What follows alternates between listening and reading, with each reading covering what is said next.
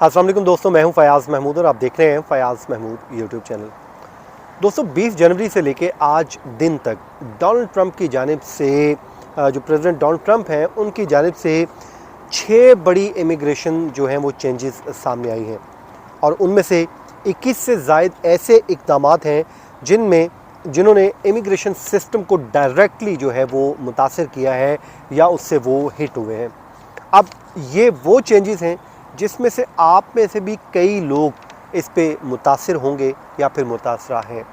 इन changes के अलावा क्या क्या हुआ और इन चेंजेस ने किस तरीके से इल्लीगल इमिग्रेंट्स के ऊपर इफ़ेक्ट डाला है वो आज के इस वीलॉग में आपको बताते हैं। और आज का वीलॉग इस हवाले से बड़ी अहम इन्फॉर्मेशन है जो आज हम आपके लिए लेकर सामने आए हैं। देखें, 20 जनवरी को उन्होंने अपना जो है ओथ लिया और उसके बाद इक़्तिदार संभाला और पहले ही दिन उन्होंने कोई 80 के करीब एग्जीक्यूटिव ऑर्डर जारी कर दिए थे, जिसमें से उन्होंने उन ऑर्डर्स को जो है अपने एग्जीक्यूटिव ऑर्डर्स में से उन इंतखाबी वादों को भी हिस्सा बनाया जो उन्होंने इमिग्रेंट्स को लेकर किए थे और कहा था कि भाई हम अपने मुल्क में किसी भी अनडॉक्यूमेंटेड आदमी को रहने नहीं देंगे। अब इस पर अमल दरामद का आगाज़ हो गया और जिसके बाद से लेके अब जो कुछ हुआ है उस पर वाइट हाउस ने कुछ तस्वीर भी जारी कर दी हैं और जो उन्होंने कहा था कि वो फ़ौज का इस्तेमाल भी करेंगे, फ़ौजी तैयारों का इस्तेमाल भी करेंगे, ये तमाम तर चीज़ें अब तक उसका अहाता हो रहा है। अगर आपने हमारा चैनल अभी तक सब्सक्राइब नहीं किया है और आप समझते हैं कि हमारा चैनल जो है मज़ीद इम्प्रूव होने की ज़रूरत है तो उस पर आप हमें अपना फ़ीडबैक भी दे सकते हैं। चलें वन बाय वन हम आपके साथ डिस्कस कर लेते हैं कि इस वक्त चल क्या रहा है। सबसे पहले तो उन्होंने जो मुल्क बदरी का ऐलान किया था इल्लीगल इमिग्रेंट्स को डिपोर्ट करने का, उसमें वो अब तक फ़ौजी तैयारों को इस्तेमाल करते हुए 5000 से ज़ायद लोगों को डिपोर्ट कर चुके हैं और तकरीबन 9 से 10 हज़ार लोगों को अरेस्ट किया जा चुका है। नंबर 1। उसके बाद जो कोलंबिया है उसने रास्ते की रुकावट बनने की कोशिश की, लेकिन अमरीकी हुकूमत का दबाव जो है काम कर गया और देखते ही देखते वो मान गए और उसके बाद उन्होंने अपने जो लोगों को जो डिपोर्ट किए गए थे उन्हें लेना पड़ा। उसके अलावा एक्सपीडाइटेड रिमूवल पॉलिसी भी बहाल कर दी है जिससे फौरी तौर पे मुल्क बदर करने की एक राह हमवार हो गई है, इजाज़त मिल गई है।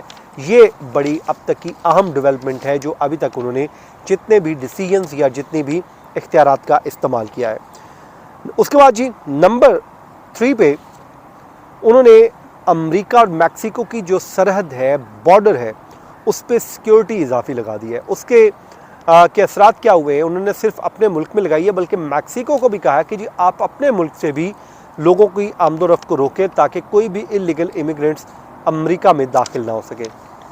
उससे ये हुआ है कि लोग जो हैं वो फंस कर रह गए हैं, जो लोग वहाँ पर फंसे हुए थे वो वहीं पर ही फंसे हुए हैं या फिर उनको पीछे धकेल दिया गया। उसके लिए उन्होंने 1500 इजाफी फ़ौजी भी इस सरहद पर तैनात किए हैं और मज़ीद उन्हें इस बात का इंदिया दे दिया है कि आने वाले दिनों में फ़र्दर जो है वो फ़ौज तैनात कर देंगे और फ़ौजी एहलकार जो बाढ़ की तामीर और निगरानी में मदद करेंगे। जो वॉल बनाई जा रही है उसमें भी वो तमाम तर जो है मुआवनत कर रहे हैं, इक़दाम ले रहे हैं। उसके बाद जनाब जो पनाह गज़ीन थे, रिफ्यूजीज़ थे, उनकी जो दरख्वास्तें थीं उसकी मुअत्तली कर दी गई है, जिस पर सरहद पर गैर कानूनी तौर पर दाखिल होने वालों को अब पनाह नहीं दी जा रही। ये एक बड़ा उनका वाज़ेह है कि जी अब कोई रेफ्यूजीज़ जो हैं वो नहीं आ सकेंगे, तो उन्होंने ये रास्ता भी बंद कर दिया है।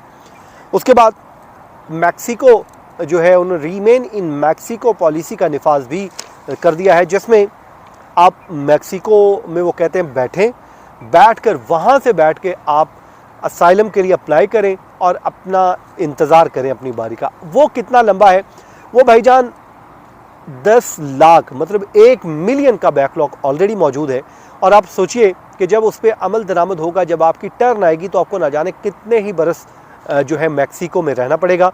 वो कहते हैं पहले तो ये होता था कि लोग आ जाते थे और आके असाइलम की एप्लीकेशन दे देते थे और वो बैठ जाते थे। अब उन्होंने कहा भाई नहीं, रीमेन इन मैक्सिको पॉलिसी होगी और उस पर इम्प्लीमेंटेशन उन्होंने शुरू कर दिया है और ये कहा कि वहाँ पर आप चले जाएं।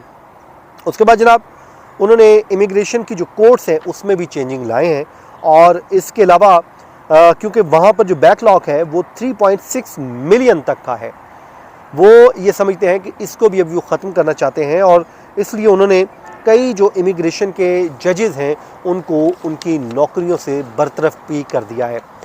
ये वो मेजर चेंजेस हैं जिसके ज़रिए वो अब अपने इंतखाबी वादों के ऊपर अमल दरामद कर रहे हैं और वो कह रहे हैं कि वो इस पूरे टेन्योर के दौरान अमेरिका को इल्लीगल लोगों से पाक कर देंगे। उसके लिए जो है वो छापे मारे जा रहे हैं। आइस डिपार्टमेंट जो है पूरा मुतहरिक है और जहां पर उनको एक टारगेट दिया गया था कि आपने 15 से 2,000 लोगों को डेली बेसिस पे अरेस्ट करना है, तो ये टारगेट जो है वो अचीव नहीं हुआ, जिस पे वो 1,000 भी लोगों को गिरफ्तार नहीं किया जा रहा। तो जिस पर डोनाल्ड ट्रंप जो है वो खासे नाला हैं, खासे नाराज़ दिखाई देते हैं। वो कहते हैं कि इस पर भी वो एक्शन लेंगे। अपने एग्जेक्टिव ऑर्डर वो भरपूर तरीके से इस्तेमाल कर रहे हैं, ऑल्दो कि कुछ एग्जेक्टिव ऑर्डर्स उनके चैलेंज हो रहे हैं और उसमें उनको जो है वो कहते हैं कि स्टे भी मिल रहे हैं, लेकिन उसके बावजूद वो स्लो नहीं हो रहे, बल्कि वो अपना जो काम है वो जारी सारी रखे हुए हैं। अब देखते हैं आने वाले दिनों में फर्दर क्या चेंजेस आती हैं। ये चेंजेस थी तो मैंने सोचा आपके साथ मैं शेयर कर दूं। अपना बहुत सा ख्याल रखिए, इस दुआ के साथ जहां होंगे खुश होंगे और कोशिश कीजिए कि लीगल तरीके से जाइए। इल्लीगल से जाने से आपका अपना नुकसान हो सकता है। मुझे दीजिए इजाज़त, अपनी दुआ में याद रखें। अल्लाह निगहबान।